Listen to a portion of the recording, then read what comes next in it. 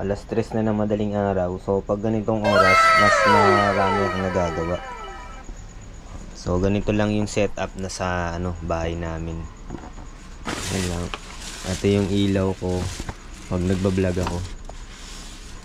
Ayan. Pipress ako ng damit. Ayan. So yung anak ko kasi, yung bunso ko, ayan no, gustong tumabi sa akin. Kasi ganito lang yung ang setup ko. So ayan yung kwarto namin. Mas pinipili kong matulog dito kasi nababantayan ko rin yung gawa ko. Yan, minsan nagle-layout ako, tapos gumagawa ako ng video. Yan, medyo magulo lang yung mga wirings kasi madalas ako magkalas eh. Pagka pinix ko yan, tinalian ko, tinatanggal ko rin. Kaya ganyan. Pero pag may time ako, magandang siyempre maganda rin na maayos. Yan. Pero at yung lagay nito, ayos na yan. Mas magulo pa yan dati. Halo-halo rin kasi kung ko dito. Yan, gamit sa bahay. Tapos yung e-bike namin, yung battery nito problema eh. Kaya hindi ko madala. Pag sinusundo ko si Sungyang, yung kotse yung dala ko ngayon. Kaya medyo mas malaki yung gastos sa gas. So ito yung mga printer. Ito Serato. Ito yung nasalina ng pigment. Ito L110, sira na to. Tapos merong L3110 dito, aayusin ko. Yan lang. Yung bike ni Sungyang. So sikip ng bahay namin. Yan lang yung setup dito. So ang maganda lang kasi sa freelance, ayan, nakikita mo yung pamilya mo, naalagaan mo, then hanap na lang tayo ng time para magtrabaho. Yan. So sa mga aspiring na gusto ring maging freelance, lalo na pag pamilyado, maganda kasi kasama mo yung mga anak mo, kasama mo pamilya mo.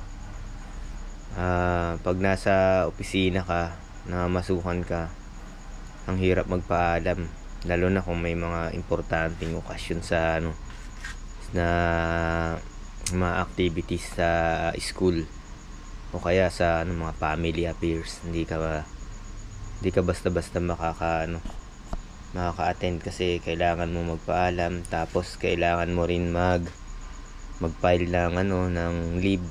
Yan, pag di ka pa napayagan, wala, hindi ka makaka-attend talaga. Kasi na-try ko na rin maging employed, lalo na pag sa loob ng mall.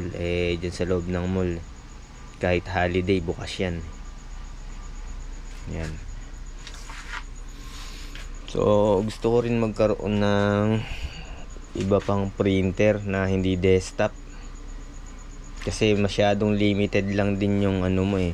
Malawak kasi yung printing, lalo na ngayon usong-uso na yung mga UV printing, DTF, laser cutting, laser engraving. Ang dami na talaga na services na pwede mong pasukin. Napakalawak na ng printing. Yan. So dati nga pala po, nagtrabaho ako sa Netopia, yung internet cafe. Yan, maraming yan dati sa mall. Tapos nakapagtrabaho din ako sa offset printing ng PVC PVC ID. Then naging IT tayo. Yan. Pero yung IT parang parang naboboring ako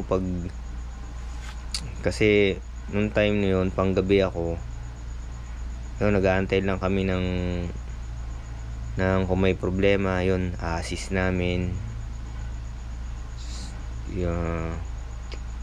Tsaka iba yung iba yung pasok ko nun. Iba pa rin yung pasok ng umaga kaysa yung panggabi. Tsaka parang na-stuck yung knowledge mo. Maganda talaga din na maging freelance kasi ang lawak ng ngayon ng internet. Hindi mo na kailangan pumunta sa malayo para malaman mo yung bagong technology. Isang Google lang yan, malalaman mo na, lalo na sa YouTube din, ang dami na rin nag-upload, marami na rin mga vlogger tungkol sa kanilang mga trabaho. So ayun lang po mga ka-printing. Yan. Ayan yung aking folding bed. Ang katabi ko yung bunso ko.